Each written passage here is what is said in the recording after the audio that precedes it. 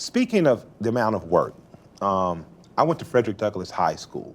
Frederick Douglass is one of the, in my opinion, one of the top 3 Americans ever to have graced the world stage and represented this country. One of the others is Dr. King. Mm-hmm. So just pick a random white guy, throw in his third one, a white woman. So, but all teasing aside, he said several quotes that have radically, changed my life. Every day we would go into school, we would see without work ethic, there would be no progress. So we knew we had to, without struggle, there's no progress. So we knew we were going to have to work hard. Right.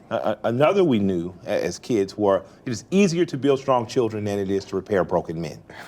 And a third favorite quote of mine, and it starts our interview, is, knowledge makes you unfit to be a slave. Mm-hmm. So education meant a lot to me my entire life. And you were born and raised in Boston. You're the second of 9 kids.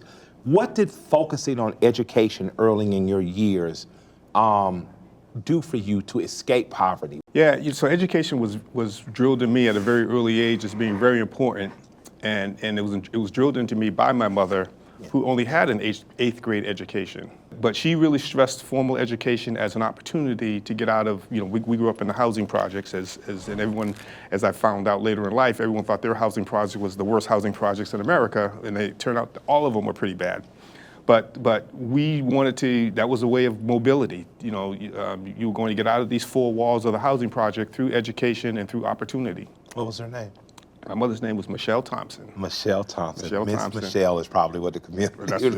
She was everyone's mom. Absolutely. So that's an amazing that we can be in these communities where education in terms of the people who precede us may not be the highest, but they can inspire someone who, it seems that high school was pretty easy to you because you were valedictorian, correct? Mm-hmm. You were valedictorian, and then you go into college, and you don't do as well your first year, right? Right. What did that feel like from a I know I'm a good student, I know I can do it. What did that do to your ego in terms of, did it bruise it? Did it make you want more? Well, it did. It went through different phases. At first, it was a sense of a doubt that, do I really belong here? Mm-hmm. But even before that was a sense of disappointment, disappointing my mother. As I said, this was always very important to her.